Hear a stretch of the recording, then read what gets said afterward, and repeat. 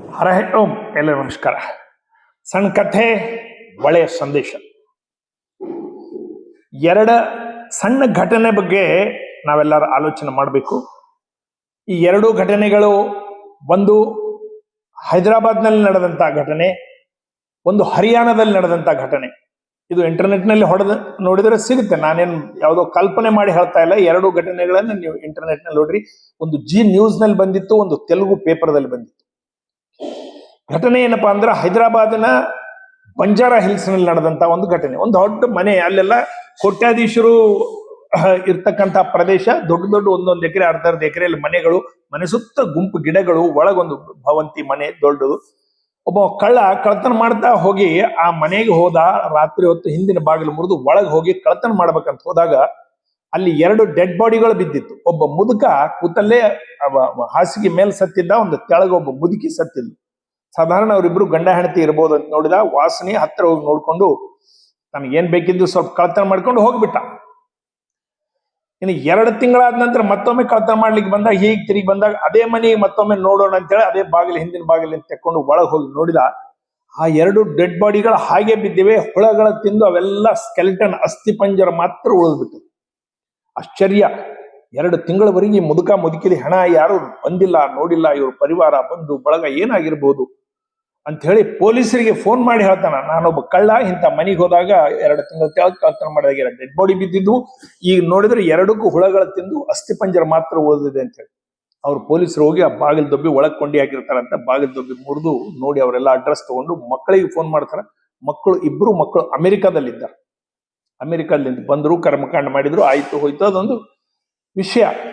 ಈ ಘಟನೆಯ ಹಿಂದಿರ್ತಕ್ಕಂಥ ಒಂದು ಆಲೋಚನೆ, ಸಾಮಾಜಿಕ ವ್ಯವಸ್ಥೆ ಬಗ್ಗೆ ನಾವು ಆಲೋಚನೆ ಮಾಡಿದಾಗ, ಪರಿವಾರಗಳು, ಸಂಬಂಧಗಳೆಲ್ಲ ಒಂದೇ ಊರಲ್ಲಿ ಇರ್ತಾರೆ, ಒಬ್ರಿಗೊಬ್ರು ಮಾತಾಡೋದಿಲ್ಲ. ಅಣ್ಣತಮ್ಮರು, ಅಕ್ಕ ತಂಗಿದರು, ಬಂಧು ಬಳಗದವ್ರು ಇರ್ತಾರೆ. ವರ್ಷಾನುಗಟ್ಲೆ ಒಬ್ರು ಮನೆಗೆ ಒಬ್ರು ಹೋಗೋದಿಲ್ಲ, ಮಾತಾಡೋದಿಲ್ಲ, ಫೋನ್ಗಳು ಮಾಡೋದಿಲ್ಲ. ಯಾರ ಮನೆಯಲ್ಲಿ ಅವರು ಕಪ್ಪೆ ಟ್ರಾವ್ ಬಾವಿ ಕಪ್ಪೆ ಇದ್ದಂಗೆ. ಸ್ವಲ್ಪ ರೊಕ್ಕ, ಒಂದು ಒಳ್ಳೆ ಮನೆ, ಗಂಡ ಹೆಂಡತಿ ಆರೋಗ್ಯ, ಮನೆ ಮುಂದೆ ಕಾರು, ಮಕ್ಕಳು ಇಬ್ರು ಅಮೆರಿಕಾದಲ್ಲಿ, ಇಬ್ರು 4 ಮಂದಿ 3 ಇದ್ದವ್ರು ಅಮೆರಿಕಾದಲ್ಲಿ. ತಿನ್ಲಿಕ್ಕೆ ಉಣ್ಲಿಕ್ಕೆ ಬಿಟ್ರೆ ಜಗತ್ತೇ ಬೇಕಾಗಿಲ್ಲ. ಹಾಳಾಗಿ ಹೋಗ್ಲಿ, ಎದ್ದು ಬಿದ್ದು ಸಾಯ್ಲಿ, ಊರ್ ಮಂದಿ ಸಾಯ್ಲಿ, ಬಂಧು ಬಳಗ ಸಾಯ್ಲಿ, ಜಗತ್ತ ಪ್ರಳಯ ಆಗಿ ಹೋಗ್ಲಿ, ಆ ಮನೆ, ಆ ಏರಿಯಾ ಕಾಂಪೌಂಡ್ ವಾಲ್ ಬಿಟ್ಟು ಹೊರಗಡೆ ಬರೋದಿಲ್ಲ. ಸೇಫ್ ಇದ್ದೀವಿ, ಊಟ ಮಾಡ್ತೀವಿ, ನಾಷ್ಟ ಮಾಡ್ತೀವಿ, ಇಡ್ಲಿ ದೋಸೆ ವಡ ಎಲ್ಲ ಬರ್ತದೆ, ತಿಂತೀವಿ, ಉಣ್ತೀವಿ, ಗಂಡ ಹೆಂಡತಿ ಇಬ್ಬರು ಆರೋಗ್ಯವಾಗಿದ್ದೀವಿ, ಟಿವಿ ನೋಡ್ತೀವಿ, ಕೈ ತುಂಬ ರೊಕ್ಕ, ಮನಿ ಕಿರಾಯ ಬರ್ತಾವ, 4-6 ಮನೆಗಳು ಹೈದರಾಬಾದ್ದಲ್ಲಿ, ಬೊಂಬೈದಲ್ಲಿ, ಬೆಂಗಳೂರಲ್ಲಿ ಎಲ್ಲ ಅನುಭವ ಇದ್ದಾಗ ಜಗತ್ತು ಹಾಳಾಗಿ ಹೋಗ್ಲಿ, ನನಗೆ ಬೇಕಾಗಿಲ್ಲ ಎಂಬ ಭಾವನೆ ಬಹಳ ಜನರಲ್ಲಿ ಬೆಳೀತಾ ಇದ್ದದಕ್ಕೆ ಇದು ಜೀವಂತ ಒಂದು ಉದಾಹರಣೆ. 3 ತಿಂಗಳಿಂದ 2 ತಿಂಗಳಿಂದ ಯಾರು ಮಾತಾಡಿಸಿಲ್ಲ, ಊರಾಗಿದ್ದವರು ಬಂದಿಲ್ಲ, ಮಕ್ಕಳು ಫೋನ್ ಮಾಡಿಲ್ಲ, ಫೋನ್ ಮಾಡಿದ್ರು ರಿಸೀವ್ ಮಾಡಿರ್ಲಿಕ್ಕಿಲ್ಲ, ಏನೋ ಕಾರಣ ಆಗಿರ್ಬೋದು. ಆದ್ರೆ ಈ ಸಾಮಾಜಿಕ ವ್ಯವಸ್ಥೆ ಎಷ್ಟು ಡಿಫರೆನ್ಸ್ ಆಗ್ತಾ ಇದೆ, ನಿಮ್ಮೆಲ್ಲರಿಗೂ ಅನುಭವ ಬಂದಿರ್ತದ. ಬಂಧು ಬಳಗದ್ದು ಹೇಳೋದಿಲ್ಲ ಅಷ್ಟೇ ಹೊರತು, ನಮ್ಮೂರಾಗ ಇದ್ದಾರ್ರಿ, ನಮ್ಮ ಅಣ್ಣ ಇದ್ದಾರ್ರಿ, ಅಕ್ಕ ಇದ್ದಾರ್ರಿ, ಬಾವ್ ಇದ್ದಾರ್ರಿ, ನಂಬರ್ 1 ಚಾಂಡಾಲರ್ ಇದ್ದಾರ್ರಿ, ಕರೆಯೋದಿಲ್ಲ, ಮಾತಾಡೋದಿಲ್ಲ, ನಮ್ಮ ಮನೆಗೆ ಹೋದ್ರೆ ಅವ್ರು ಮಾತಾಡೋದಿಲ್ಲ, ಅವ್ರು ನಮ್ಮ ಮನೆಗೆ ಬರೋದಿಲ್ಲ ಎಂಬ ಅನೇಕ ಕುಟುಂಬಗಳು ಇವತ್ತಿನ ದಿವಸ ಎಲ್ಲರ ಮನಸ್ಸಿನಲ್ಲಿ ವೇದನೆ, ಆವೇದನೆ ಅದೇ ಅದು. ಇದು ದುರ್ಭಾಗ್ಯ, ಹೀಗಾಗಬಾರ್ದು. ಇನ್ನು ಒಂದು ಅಲ್ಲೇ ಆಗಿದಂತ ಘಟನೆ ಹರಿಯಾಣದಲ್ಲಿ ಒಬ್ಬ ಮಿಲಿಟರಿ ಕ್ಯಾಪ್ಟನ್, ರಿಟೈರ್ಡ್, ಗಂಡ ಹೆಂಡತಿ ಇಬ್ಬರೇ ಇದ್ದಾರೆ, 2 ಮಕ್ಕಳು ಅಮೆರಿಕಾದಲ್ಲಿದ್ದಾರೆ.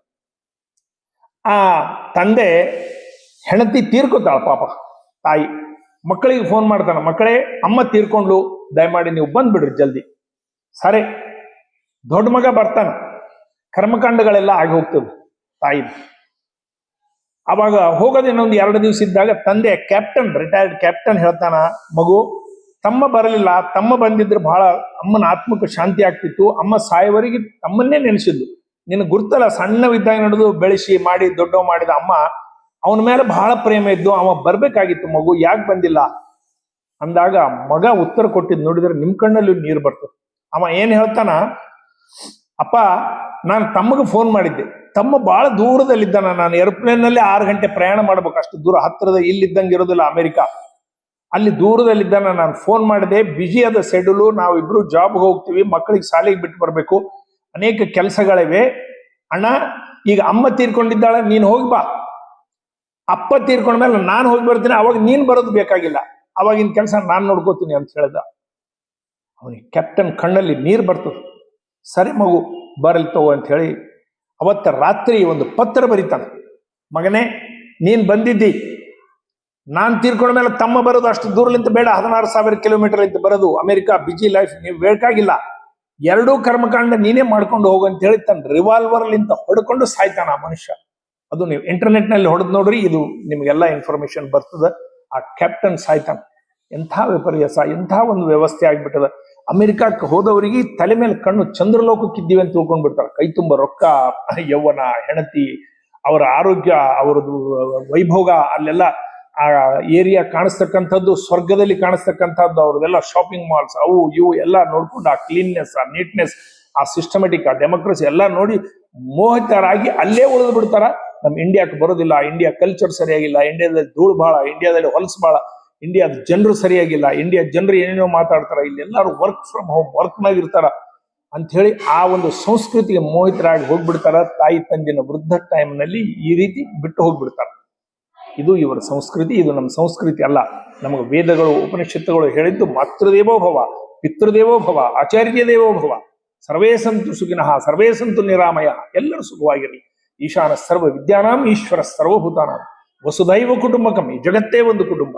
ಇಂಥ ವೇದಗಳು ನಮಗೆ ಹೇಳಿದ ಮಂತ್ರಗಳನ್ನು ಏನೋ ಲಕ್ಷ್ಯ ಮಾಡ್ಲಾರ್ದಂಗ ಬರೇ ಹಣ ಹಣ, ದುಡ್ಡು ದುಡ್ಡು, ಕೋಟಿ, 2 ಕೋಟಿ, 10 ಕೋಟಿ, 100 ಕೋಟಿ, 20 ಕೋಟಿ, ಏನ್ ರೊಕ್ಕ ರೊಕ್ಕ ರೊಕ್ಕ ರೊಕ್ಕ ಮಾಡಿ ಸ್ಟೀಲ್ ಜಾಬ್ಸ್, ಅಲೆಕ್ಸಾಂಡರ್, ಲತಾ ಮಂಗೇಶ್ಕರ್ನ ಒಮ್ಮೆ ತಿಳ್ಕೊಡ್ರಿ. ಜೀವನದಲ್ಲಿ ಈ ಅಮೆರಿಕಾದ ಹುಚ್ಚು ಹೋಗ್ಬೇಕು, ಜನರಲ್ಲಿ ಮಾನವೀಯತೆ ಬರಬೇಕು.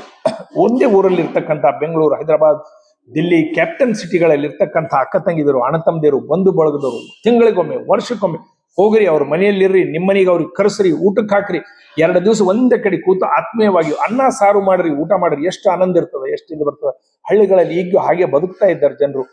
ಯಾರು ಬರಬಾರ್ದು, ಯಾರು ನಮ್ಮ ಮನೆಗೆ ಬರಬಾರ್ದು, ಯಾರು ನಮ್ಮ ಪಲಂಗ್ ಉಪಯೋಗ ಮಾಡಬಾರ್ದು, ಯಾರು ನಮ್ಮ ಬೆಡ್ರೂಮ್ದಾಗ ಮಲ್ಕೋಬಾರ್ದು, ಯಾರು ನಮ್ಮ ಸೋಫಾ ಮೇಲೆ ಕೂಡಬಾರ್ದು. ಈ ಸಂಸ್ಕೃತಿ ಎಲ್ಲಿದ್ದು ಬಂತು ಗೊತ್ತಿಲ್ಲ. ದುರ್ಭಾಗ್ಯವಾಗಿ ಇದು ಬಹಳ ಕಡೆ ಬೆಳೀತಾ ಇದೆ. ಹೀಗಾಗಬಾರ್ದು. ಭಾರತ್ ಮಾತಾ ಕೀ ಜೈ.